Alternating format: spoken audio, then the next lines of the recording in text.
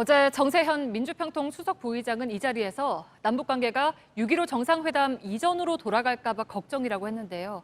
닷새 앞으로 다가온 6.15 공동선언 20주년을 맞아서 저희 JTBC는 김대중 전 대통령이 서거하기 2년 전의 육성이 담긴 영상을 연세대 김대중 도서관에서 입수했습니다.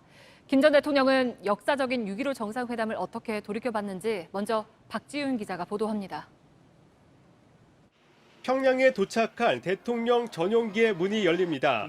먼 북녘땅을 바라봤던 김대중 전 대통령. 우리 조국 땅 반을 이때까지 못 보다가 처음 보니까 좀 만감이 교차되고. 환영 나온 김정일 국방위원장과 마주쳤습니다. 그래서 내려다 보니까 김정일 위원장이 와 서 있더라고요. 그 뭐 계속 인상 깊은 것 뿐이었어요. 그 적군의 최고사령관이 그 반대파 쪽에 그 3군 의장들을 사열하고. 정상회담에서 김 전 대통령이 통일 방안을 제시했고 김 위원장의 생각도 크게 다르지 않았습니다. 저기서 낮은 단계 연방제라고 하는데 실제 내용은 우리하고 같은 거예요. 통일에 대해서 아주 그 장애물들이 거기서 많이 제거가 된 거죠. 만찬장에서 두 정상을 더욱 가까워졌습니다. 김정일 위원장이 임 장관한테 뭐 귀한 말을 했어요. 그러더니 가서 임 장관이 가서 우리 집 사람을 데려왔죠. 김 위원장은 이희호 여사를 김 전 대통령 옆에 앉힌 뒤 분위기를 돋았습니다. 연회장에서까지 비상가족문제 불렀죠. 그래서 대통령께서 비상가족 문제라고 길쓰고 애를 쓰시는 것 같습니다.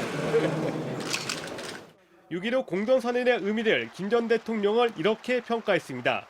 6.15 당시까지 서로 전쟁도 하고 냉전체제 속에서 적대적 대립하고 그러한 과정을 겪어오다가 이제 화해 협력의 그런 방향으로. JTBC 박지윤입니다. 네, 김대중 전 대통령은 김정일 북한 국방위원장이 러시아에서 2차 정상회담을 하자고 제안했다고 했습니다. 당초 서울 답방을 약속했던 김 위원장이 러시아를 제안했던 이유가 뭐였을까요? 김선미 기자입니다.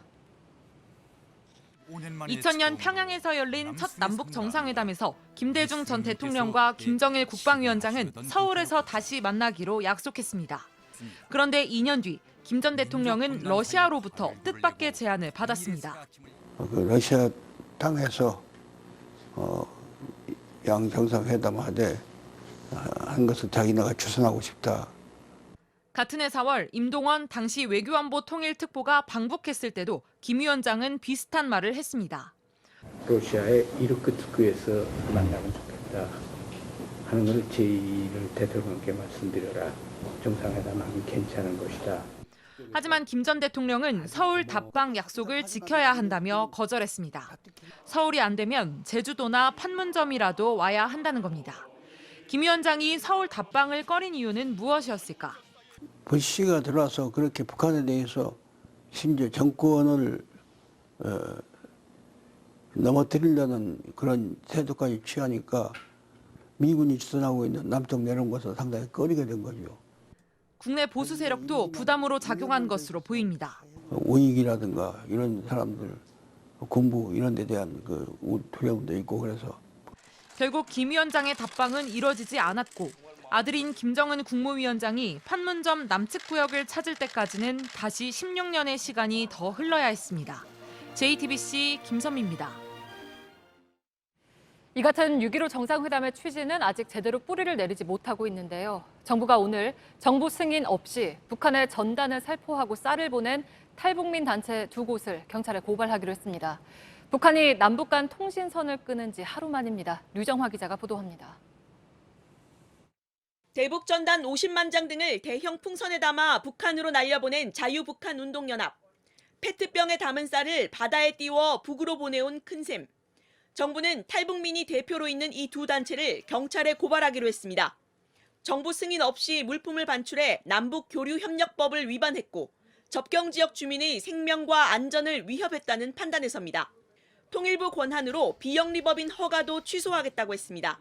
남북 정상 간 합의를 정면으로 위반함으로써 남북 간 긴장을 조성하고.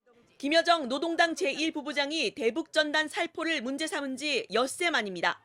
정부는 그간 헌법상 표현의 자유에 위배된다는 이유로 대북 전단 살포를 법으로 제한하지 못했습니다.